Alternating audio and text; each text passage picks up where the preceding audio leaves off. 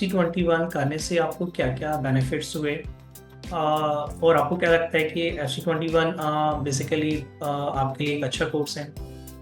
Basically FC21 का I would say major advantage ये रहा है। यूजुअली क्या रहता है कि हम अकाउंटिंग टीम हायर करते हैं, बट उनका जो वर्किंग है वो एक ट्रैकेबल सिस्टम में नहीं होता है।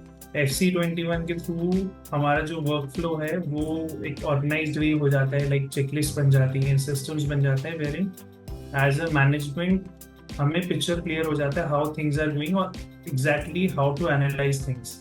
सो देर आर मल्टीपल टूल्स जो हमने सीखे हैं, जो बेसिकली चाहे स्मॉल स्केल हो, चाहे मीडियम स्केल हो या लार्ज स्केल हो, कंपनीज को वही फ्लो फॉलो करना चाहिए, but due to not having an organised system वो हम नहीं कर पाते हैं। सो आई थिंक मेजरली FC21 ने ये कॉन्ट्रीब्यूट करा है कि हम ये चीज़ देख पाते हैं कि what to analyse and at what frequency. And sir, FC21 course करने से पहले किस तरह के चैलेंजेस थे जो आप फेस कर रहे थे?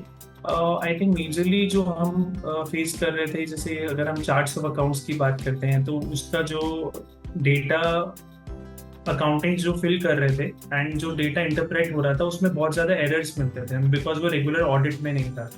जैसे ही वो ऑडिट सिस्टम शुरू हो गया तो वो एरर्स भी रिमूव होने शुरू हो गए, जिसकी वजह से रिपोर्ट्स और क्लियर हो गई। सो आई थिंक मेजरली अकाउंटेंट्स की ट्रेनिंग का एक स्ट्रक्चर एंड एक अकाउंट स्कीम की रिपोर्टिंग का स्ट्रक्चर, आई थिंक वो एक बहुत बड़ा लैकिंग रहा है। एंड क्या आपको लगता है सर कि ज़्यादा से ज़्यादा बिजनेस ओनर्स को ये कोर्स करना चाहिए FC21 का?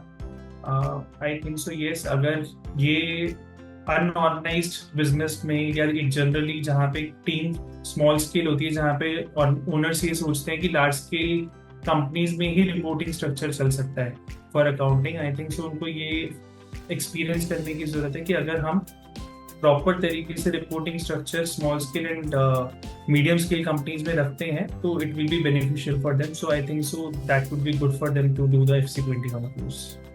Thank you so much, sir. Thank you for your valuable feedback.